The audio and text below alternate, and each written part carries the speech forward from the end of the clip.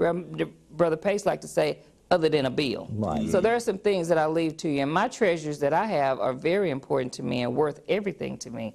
So therefore, I insure them and make sure that they have value for my family when I pass away. That's just fair enough, isn't it? Yes. Is a pre-need worth it? Absolutely, Mr. Beckwith. It's worth every dime. Okay. And families come in to us at the funeral home at the time of death that had a pre-need and it's past the 2-year contestability, and they'll tell us, thank you so much for helping us. It was so much easier. We didn't have to pay anything. The price was locked in. Mama's wishes were done. So a pre-need is definitely worth it. You know, I like to compare the pre-need and insurance, and I tell people pre-need is something that you have already paid for. It is done. Nothing can ever go up. Everything is paid for compared to insurance. When I take out insurance policy, Carolyn, that it doesn't freeze prices of funerals. Exactly. I'd rather have a pre-need in place than insurance in place because I know that is a done deal. Everything is paid for. They actually go hand in hand, Mr. Beckwith. Okay. The pre-need should be left as Reason for burying you with. right For burial. for burial purposes. That's your burial insurance as a pre-need. That's the pre-need, Okay. and then the life insurance should be left as an inheritance. As Mr. Pace always says, they're kind of like twins. They go hand in hand. They go hand in hand. Isn't that something? You know what really scares me, and we haven't mentioned this lately on the show, is that those who have job insurance. We have to be very careful when something happens with your job that you don't have any insurance in place. Right. Or those job insurance won't allow a funeral home to take an assignment. Right. And that's a pretty big word, Carol. Can you kind of explain what that assignment means? That simply means that they will pay a third party other than your beneficiary. Okay. If someone comes in and says, I need you to pay Golden Gate Funeral Home for this funeral, your family needs to know, and you need to know before you pass away, that they will.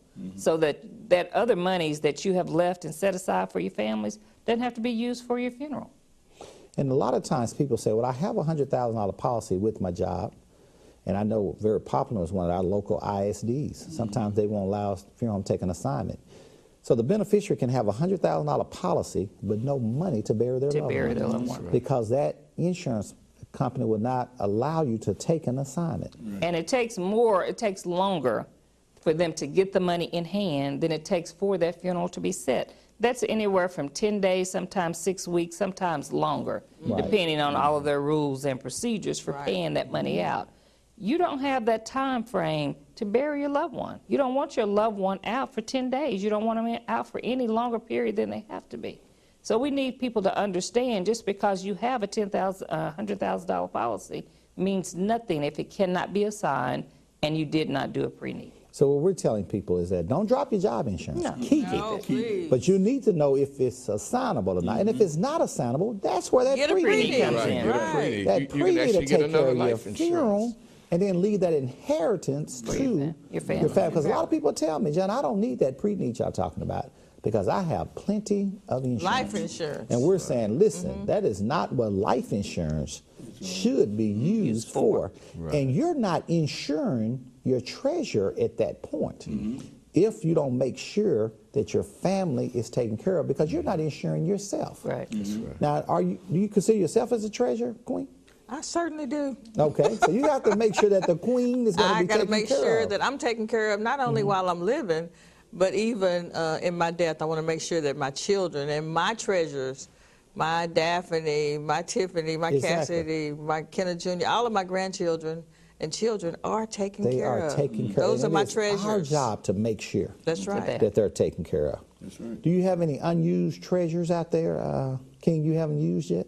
I haven't used yet. No. You done used them all. What about you, Carolyn? Have you used all your treasures? I do, John. Okay. I have the material things we talked about, but also the knowledge that I have, the ideas that I have, some things that I've done.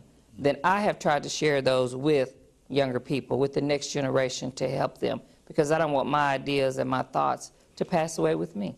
I don't want them to bury them with me. Are there some mental treasures out there, Pastor? Yes. There's some treasures that we sing a song, Is My Living in Vain? And the answer is no, of course not. You know, so I'm glad that my living is not in vain. And so those mental treasures that I have, I'll be able to pass those on to those who would like to know what is best for them in life. So you shouldn't just hold all that knowledge in. You shouldn't just hold all that spiritual power you have. You need to share that with some folks. And that's treasure within itself. That's it. It's like Ask the Undertaker show, Queen. We can't just have all this knowledge about what goes on after you pass away and not share it with the public.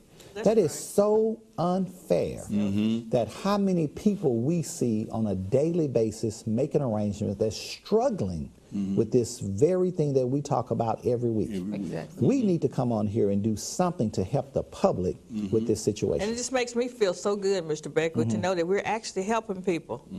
People are coming in, I mean, every week telling us how thankful they are for the program and how it's helped them. And they're coming in not only for pre-needs for themselves, but they're bringing in their brothers and their sisters and their friends. This one lady yesterday, she brought a friend in, and her and her friend both, they watch Ask the Undertaker all the time.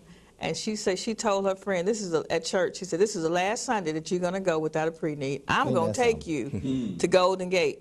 Now, And you're going to get your That's pre-need. what I would call a treasure moment. That's a treasure moment, because Yes, you don't it want to is. forget that day that somebody told you something and it changed your entire life. Right. Carol said you had to have a treasure friend so they can give you some treasure moments. Now, King, will your funeral be a treasure moment? It's definitely will, because Okay. I pre-planned it. I have everything in writing, and it's going to be everlasting memories. And you can do that by having a pre-need. Any confusion or chaos at your funeral, Carol? No, John. Treasure moment? It's just, life is too short to me to have all of the craziness that we see on a daily basis. So I've made sure that those things will not take place, because the instant that someone perhaps that wants to start that, there's someone there to cut it all out. Those instructions are there. My family, my friends, my children have respected me all my life to this point, and I'm almost assured, John, that they will respect me and my wishes and my At that will time. as well. So let's talk about that. We want to make sure we get that out to the public. Your funeral can be a treasured moment if you do the right thing, which is write down your wishes. That's right. Write down who you want those treasures to go to. And get it notarized, as the King just said. Get it witnessed. Get it witnessed, as Put it in. Chief Put it Financial in. Officer said, you got to get a witness now. And have more than one copy. Okay. And then who you got to leave it with? And leave it with somebody that you can trust. So you gonna sign it, a witness gonna sign and say they saw you sign it, and then a notary is gonna sign and say I watched you sign it, Right. and then we're gonna put it with some trustworthy folks, and we're gonna make some copies. That's right. copies. Make some copies. Please No make misunderstandings. No, just in case I don't like what it says and I throw my copy away, somebody else got a. Got a copy. You gonna take any treasures with you when you're buried, Pastor? No, I'm gonna leave all mine here. You gonna leave all of it I'm here? gonna leave all We're here. not gonna put nothing in the ground with you. No, don't put nothing in the ground. I used to tell people all the time, I don't want a bunch of flowers. Okay. I said, if you're gonna bring anything, bring some sweet potatoes, greens. Well, if I could smell those flowers, I could eat that food. So therefore, don't bring. I've nothing. heard that before, Carol. Any U-Haul behind your hearse, Carol? No, we've heard that a lot of times. We've never seen a U-Haul behind the hearse on the way to Okay, the cemetery. okay. And no, if you really treasure and you really love them, then you shared them in life, leave them here for your family to Leave them love for as your much as family. you did. I tell There you. are some people, though, Mr. Beckwith, that actually want to be buried with their treasures. Oh yeah, I've heard about. I mean, I won't say a lot, but you I know, heard about this man being buried with his car one time. Right. Right. And then we have kind of the King Tut mentality, one where they were able to go back and dig up the grave, and they found a lot of treasures and a lot of things that we still get to see to this day. Some people are buried with the jewelry. Some Right. people are buried with favorite Bibles and things of that sort.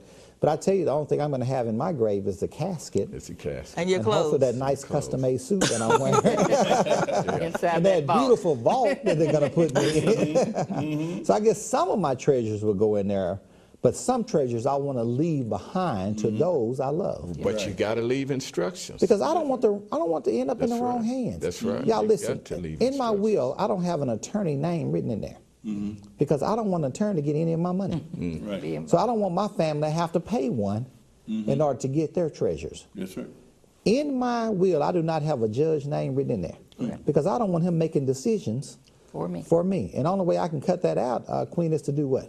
Do it yourself while Do you're it myself living. Put right it in now. writing right now. Don't Because procrastinate. I have nothing against attorneys. I have some very good friends that are attorneys.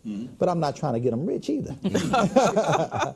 They need to make their money some other Somewhere way. But not having to go to probate court with my family, having to fight over my treasures. Is that only fair enough? That's fair. And the thing is, the reason we have to do this is because there comes a time in life that once we get older, we should know better. And we have heard time and time again by the airways of this show that we need to have someone in place of age and then stable-minded. You know, we are, sometimes we can believe people in charge that's not stable-minded. It's not stable-minded. They're not going to do the right and they're thing not with going to it. do the right thing. Yeah, you're right. Carolyn, do you have any unknown treasures out there, something we don't know about? No, I'm pretty much an open Okay. book. My life is real simple. And the things that I have and the things that I do, everybody knows about. They know about it. So I don't have to go in the backyard with a shovel and try and dig up no lost treasures. Any lost treasures out there we need to know about? treasures No hidden here. treasures. No. So there's a bank account out there, somebody's name is on it. Yes. That's right. If there's some money somewhere in a sock drawer, They know where it I done is. told They know somebody where where it's it at. is. So the last thing we want to do is have some hidden Hidden treasures out there. If it's- Because you know, you can actually hide it from everybody, and including nobody yourself. can find it. And that's where we get treasure hunts from, don't we all? People pass away and everybody in your house turn up your house looking for stuff that you should have That's told them right. where it was anyway. very true. All right, watch us every Saturday night right here on Channel 47.2 and every Sunday morning at what time, y'all? 5:30 5:30 a.m. on Channel 21. But this is the most important part, y'all. I loved our radio show every Saturday Yes, morning. We have Yeah. so much fun. It's 9:70 a.m. on your dial every Saturday morning at 10 o'clock a.m. And you can actually call in That's right. and speak to the queen, the king, the CFO, the pastor. And we have such a good time, y'all. We really do. You can ask any question you like, and there's nothing off chart. You can ask anything, and we will answer anything. All right. May God bless you. May God keep you is our prayer.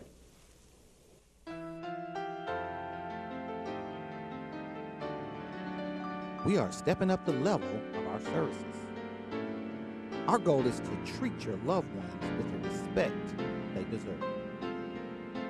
We are taking our services to new heights. We are stepping in a new direction.